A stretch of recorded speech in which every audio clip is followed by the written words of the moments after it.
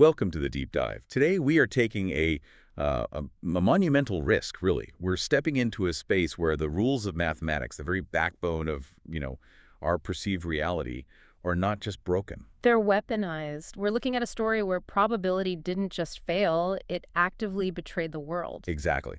Our focus is the life of a woman named Vera. She was a statistics and probability professor. Right, and her whole identity, her peace, her entire existence was built on recognizing and controlling patterns. And that entire life was violently disassembled on a single day, May 23rd, the date of what's known as the ultimate statistical impossibility, the low probability event, or LPE. To understand this catastrophe, we've gathered an incredible collection of sources. We have Vera's own personal accounts, which are, they're like a mix of diary entries and philosophical treatises. We also have her hyper-analytical research notes on probabilistic theory, and critically, we have these highly sensitive internal files Yeah, the LPEC files. detailing the investigation into the LPE. And these documents, they shed a lot of light on the shadowy forces responsible for, well, for manipulating the world's most bizarre disasters. So our mission in this deep dive is to get past the horror of it all and really understand the science of the impossible. We need to define how astronomical unlikelihood can, manifest as a tangible, world-ending disaster. And what happens when the mathematics of chance are deliberately bent or weaponized? Exactly. We're going to track Vera's brutal journey from this analytical perfectionist through a 4-year descent into pure nihilism. And ultimately, to her emergence as this really unexpected agent fighting to preserve the very reality she once tried so hard to control. It's quite a story. So before everything just completely fractured on May 23rd, Vera's life wasn't just ordered. It was a perfect, self-constructed fortress of routine. Yeah, it wasn't just that she liked control. You could argue she was control. Right. And this structure, it wasn't really about avoiding mistakes, was it? It was more about achieving a kind of psychological peace by just eliminating all variance. And this need for meticulous control, it shows up in the tiniest, most ritualistic ways. You can pretty much map her entire personality just from her morning routines. Like the phone alarm. The phone alarm, yeah. It wasn't a melody or, a tone that gets louder. It was a single, precisely timed, piercing digital chirp. Designed for what? Maximum efficiency? Maximum cognitive transfer from sleep to wakefulness with minimum disruption, especially to her girlfriend, Annie. And the ponytail. We have to talk about the 4-attempt ponytail. Oh, this detail says everything. It really does. Every single morning, she needed 4 full attempts, no more, no less, to get this tight, flawless, jet black ponytail. With absolutely no strays, no errant hairs threatening the statistical perfection of the whole structure. Anything less was, statistically speaking, a failure. And it speaks volumes that her acts of, domestic maintenance were all about erasing Annie's beautiful chaos. Right. She'd be meticulously scrubbing these faint, specific smudges of dirt off the pristine wood floors. And those smudges were from Annie's running shoes. It's a visual representation, really, of Annie's active, unpredictable life just clashing with Vera's rigid world. And Annie's the perfect foil for her. She's the necessary foil. The sources describe her as chaotic, fun, completely unconcerned with aesthetic perfection. She wears this ratty old Cocteau Twins tee with the sleeves cut off, a comfortable, worn sign of life. And light blue short shorts that look like they're right out of the 70s.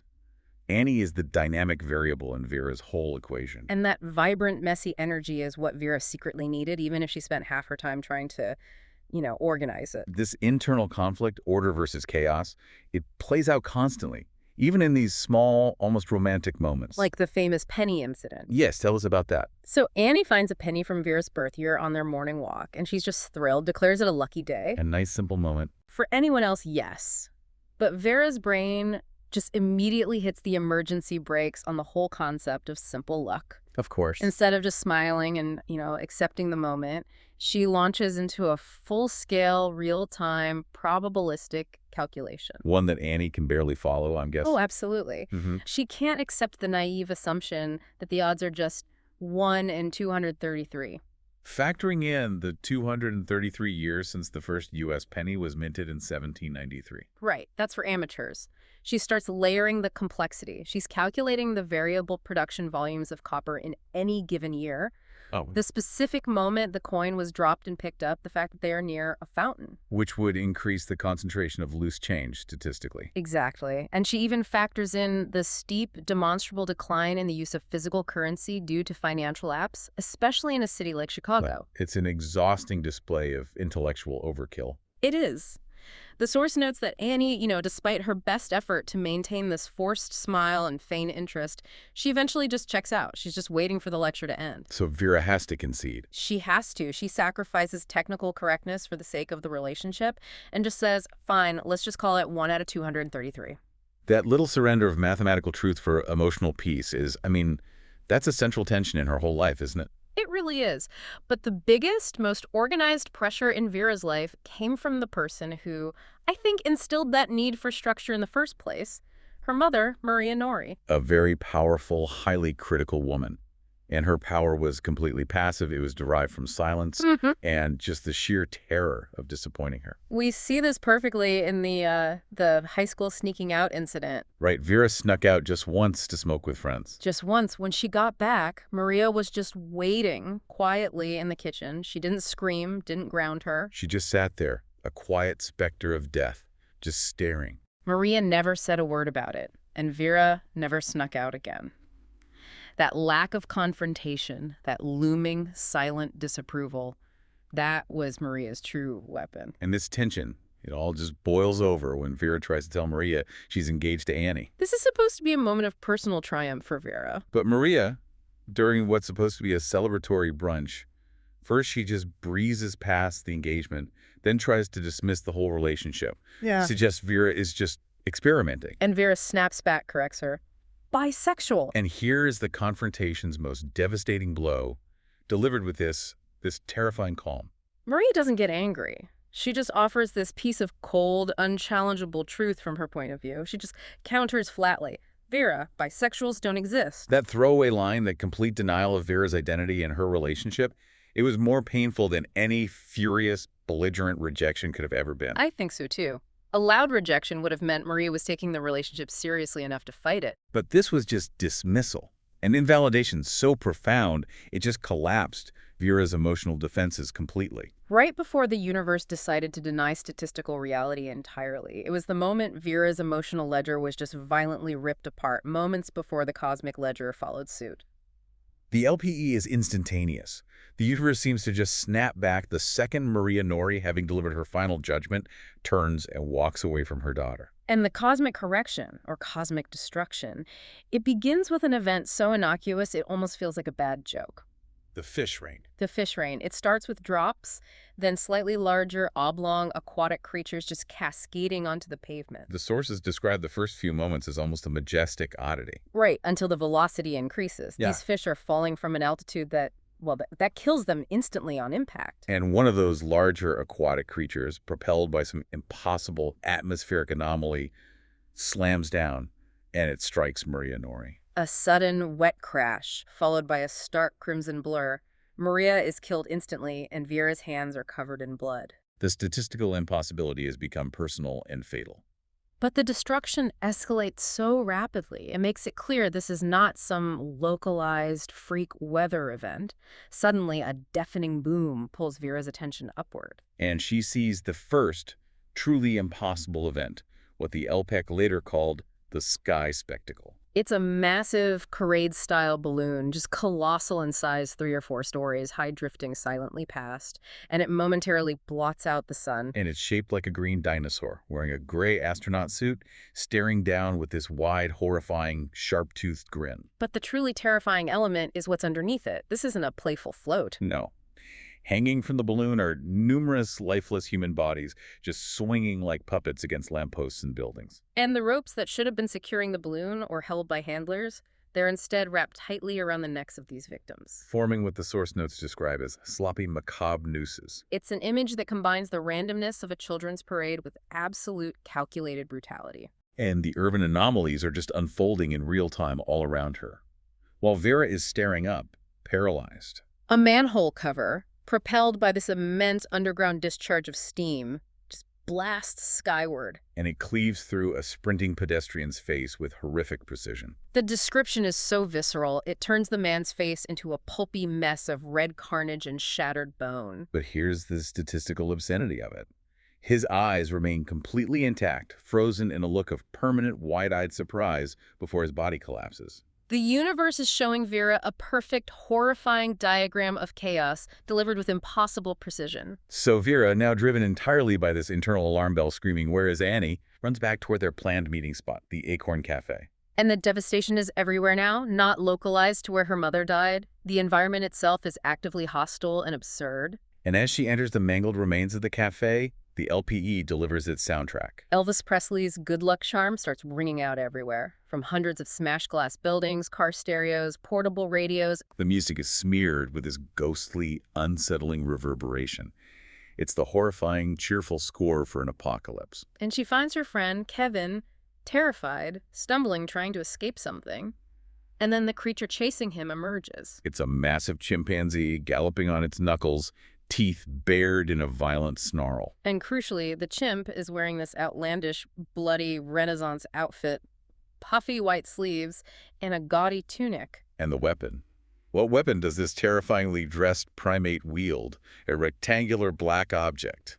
A typewriter. Kevin is slammed down, and the chimp, driven by this horrifying animalistic rage, repeatedly smashes his skull with the heavy, busted metal typewriter. Until the sound changes, transitioning from the wet splatter of brain matter to the dull thudding against the hard tile below. This specific scene is so crucial, you have to ask, why the Renaissance costume? Why a typewriter? This is not just statistical noise. No. The sources suggest that the weaponized probability isn't merely random, it's an intelligent chaos. It's choosing symbols that mock human ambition and communication. A tool of authorship used to commit a violent, meaningless act. Exactly. The chimp is dressed as a caricature of human civilization, delivering blunt force trauma with a machine that's dedicated to organizing thought. Vera flees the cafe. She narrowly escapes the chimp, only to crash land onto the hood of an abandoned police cruiser.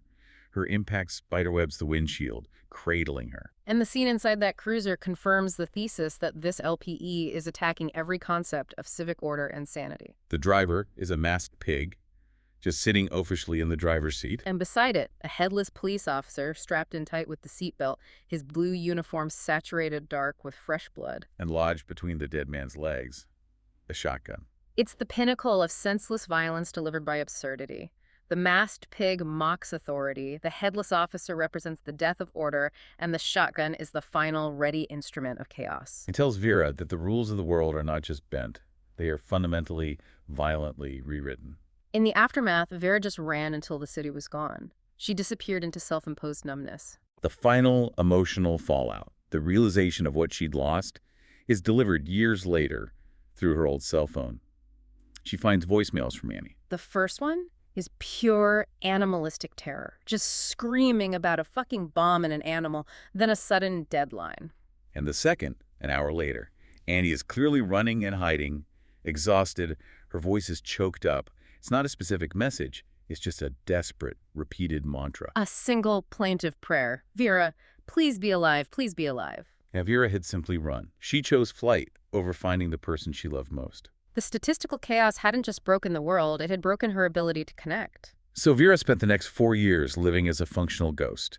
She retreated into her mother's vacant Wisconsin home. And she completely shed her identity. She describes herself in her notes as a ghostly outline, a stubborn pattern, a meat-shaped holding pattern. She was living in a state of suspended animation, unable to exist fully, but also unable to commit to the final break represented by the gun sitting on her dining room table. Her philosophy just solidified into pure nihilism. She believed that when you finally internalize the truth that absolutely nothing matters, a sort of waking death occurs. Everything becomes a gray, muted experience because the calculation of risk versus reward always equals zero. Right. Why even try when the ultimate reality is meaningless? The first tiny crack in that nihilistic armor came not from a person, but from a stray cat she named Cap. This thin, frail feline forces a flicker of humanity. Cat needed food, needed shelter, compelling Vera to buy supplies and, engage with the world, even in a minimal way. Vera describes this sensation of caring as an ancient sensation left covered in dust and cobwebs. but it still had a little bite. It reminded her that connection was possible. But this brief return to feeling is just brutally corrected by fate. Kat, this skinny lifeline, is found dead one day in the garden, tongue protruding awkwardly. And the source notes make it clear that this death confirmed Vera's worst dread. Caring about something just offers a vector for pain, and pain reinforces the ultimate truth.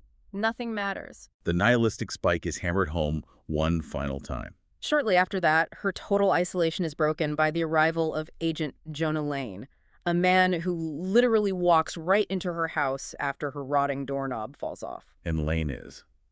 Well, he's clean-cut, overly cheerful, wearing a tailored suit paired with these blindingly white high tops. He possesses a sickening air of hope that is a direct affront to Vera's carefully maintained despair. Lane immediately gives her the context for his mission.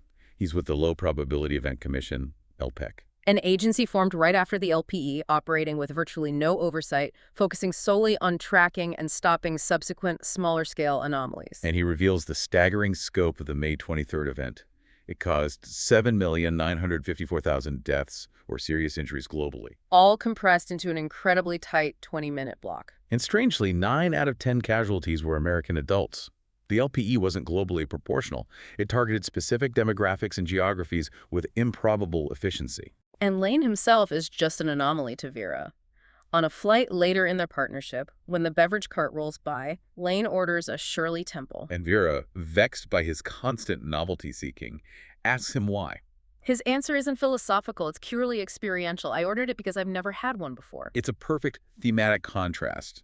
Vera is defined by eliminating pattern and novelty to maintain order. And Lane is actively seeking out novel experiences, rejecting pattern, embracing the unexpected in these small, deliberate ways. He's living the opposite of her nihilistic, predictable existence. And Lane introduces his core theory, which connects the sheer magnitude of the LPE to a single geographical and statistical location. The Great Britannica Casino in Las Vegas, and the most horrifying statistical connection, all 6 active Boeing 777 passenger planes, the infamous 777s, crashed in unison globally that day. The number 7.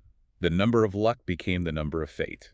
The Great Britannica is not just a casino, it is a statistical anomaly. It's a paradox that defies fundamental mathematics.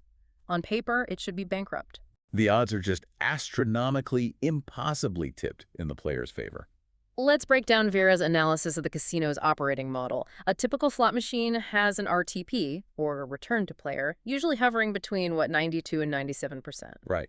But the Britannica sets its slots at a shocking, unsustainable 105% RTP. Just think about that. Mathematically, the house guarantees a loss of 5 cents on every dollar played. And the table games are just as rigged for the player. The standard house edge on craps is 1.41%. But the Britannica pays out 3x on an opening roll of 7 or 11, completely handing the mathematical edge to the customer. It's designed to be an ATM, a free wealth generator. And yet here's the paradox. The casino still profits. The source notes state that the house always happens to win a little more than fate should allow. And third-party audits confirm the games themselves are mechanically and digitally fair. But the outcome consistently defies probability. It's like a hidden, invisible hand is tipping the scales a chance just enough to maintain the house's advantage against overwhelming odds. And Vera immediately connects this impossible success to deep statistical concepts, primarily something called historical inertia. Right. So we all know the butterfly effect, which suggests that a tiny change, a butterfly flapping its wings, can dramatically alter a major outcome, like causing a tornado. Historical inertia is the counter theory, and it's much darker. Yeah. It argues that a major event cannot be changed. The universe has a predetermined path. So if the butterfly decides not to flap its wings, the tornado still happens because a seagull flaps its wings instead. The outcome is constant, the mechanism is just shuffled. Applying this to the casino, the Great Britannica's impossible run of luck winning when it shouldn't, consistently defying that 105% RTP created this enormous, unsustainable imbalance of lucky events in the universe. And that imbalance just could not hold. Therefore, the LPE was not a random disaster. It was fate snapping back. It was the colossal, worldwide statistical correction required to maintain the statistical center. Vera called this the pendulum swing. The universe needed to cash in all the good luck the casino had illegally accrued. And it did so with catastrophic, disproportionate force, causing over 7 million casualties just to smooth out the wrinkles. And Lane confirms he had a front row seat to this imbalance just hours before the LPE. He was a high-stakes poker player, and he describes the moment his personal probability broke. He lost a massive pot with 2 straight flushes in a row. We need to pause and emphasize how truly impossible that is. The odds of hitting a straight flush in Texas Hold'em are roughly 3,590 to 1. To hit one is monumental. To lose with one is devastating. To hit 2 back-to-back, only to still lose the hand, is not just bad luck, it's an event on impossible's doorstep. It's the universe signaling, you personally have accrued too much negative variance and it must now be balanced. That moment of cosmic bad luck was his personal trigger, his precursor to the larger LPE. And this analysis leads Vera to a profound, almost disturbing implication about the human condition and our perception of probability. Right. If the LPE was the catastrophic, world-spanning snapback of bad luck, then statistically there must have been an equally massive positive correction. A worldwide lucky day, holding as much profound joy as the LPE held tragedy. So why haven't we heard about it? Vera notes, we just didn't notice. We are biologically and psychologically programmed to prioritize remembering negative, high-variance events. We catalog the bad because it presents a threat. Think about your own life. You don't file a police report or write a journal entry about the day you hit every single green light on your commute, got a surprise promotion, and sank a half-court shot while blindfolded. We have no cognitive framework for charting the infinite number of tragic routes we missed. We only notice the car crash we were in. The worldwide lucky day, she concludes, was simply too quiet to be perceived against the noise of human self-interest. The LPE correction clearly failed to enforce statistical equilibrium. The bizarre events continue, which demonstrates that the chaos source is still active, just on a smaller scale.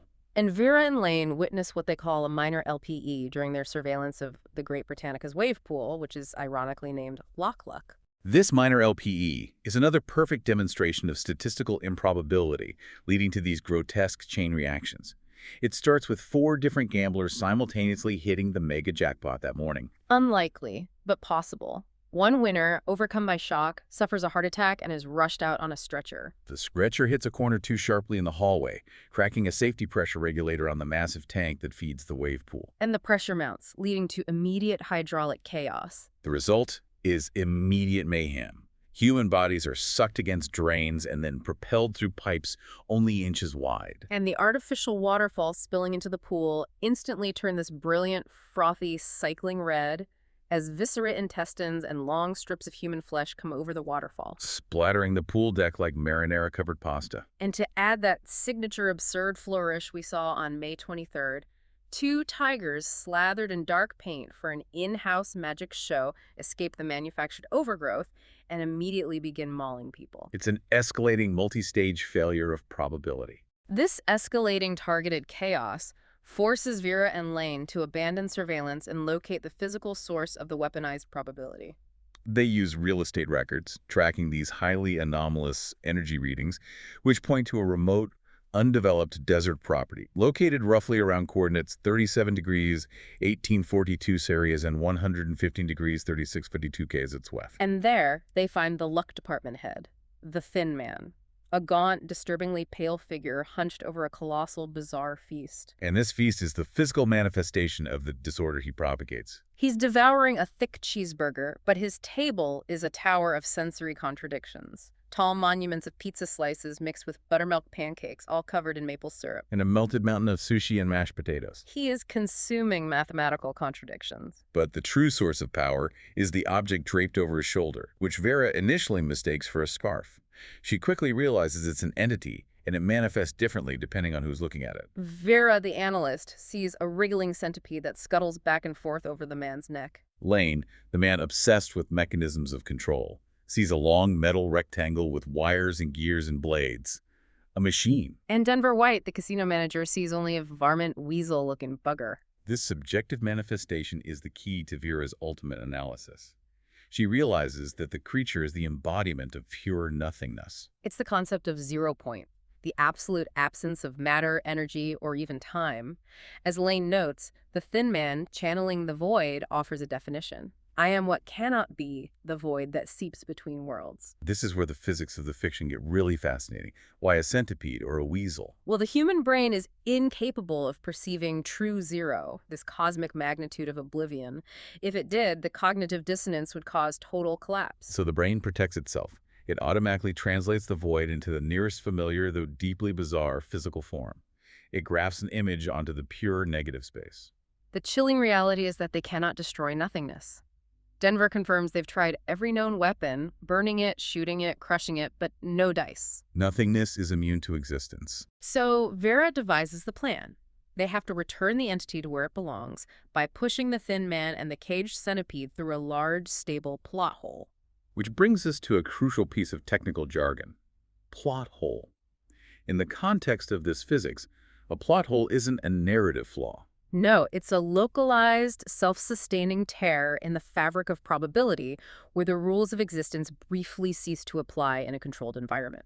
The LPEC has established methods for locating and stabilizing these tears, often using massive energy output, which allows for short-term passage. The problem is, returning the entity is an incredibly high-risk proposition. Previous attempts to send people through these probability tiers resulted in instant suffocation. Due to the vacuum of antimatter and anti-probability. The only solution is a specialized containment suit, designed to maintain a stable statistical environment for the wearer. Knowing all the mortal risks, Vera volunteers for the plunge. She puts on the specialized LPEC spacesuit, designed to filter out the probability vacuum, secures the caged centipede weasel. And walks straight into the stable plot hole. And the void immediately manifests as a psychological trap, designed to exploit her deepest statistical weakness, her nihilism. It's not just black emptiness. It recreates the Acorn Cafe on May 23rd, the site of her mother's death and the beginning of her statistical nightmare. Her dead mother, Vera Norrie, is sitting there, waiting at a table populated by the spectral images of Vera's dead friends, acting as this terrifying human mouthpiece for the void. And Maria's message is simple, seductive, and dangerous. She confirms the void's central thesis, the one Vera had lived by for 4 years. Nothing matters. Reality is ridiculous. Maria argues that existence is a painful, endless soup called life, where every moment of clarity or happiness is immediately canceled out by the next moment of suffering. The void offers Vera relief. A perfect, clean zero. To reinforce this, the void shows Vera a parade of painful, lonely moments from her life. The high school sneaking out incident, a second-grade classroom, a barn where she was injured.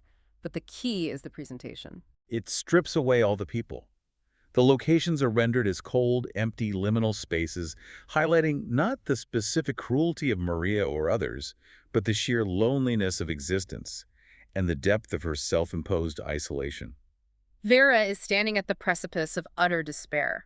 She's ready to give in to the void, to accept the clean, perfect zero that her mathematical brain finds so attractive. But she's snapped out of the spiral not by the memory of Annie, which was too painful and tied to her failure, but by the sight of the unopened pallet of cat food in her projected, trash-covered living room. That detail, that simple pallet of cat food, is the card the void didn't show. And Lane's poker wisdom, which she despised but remembered, echoes in her mind. Sometimes you can learn more from the cards they don't show. The void failed to erase the simple, selfless act of caring for Cat.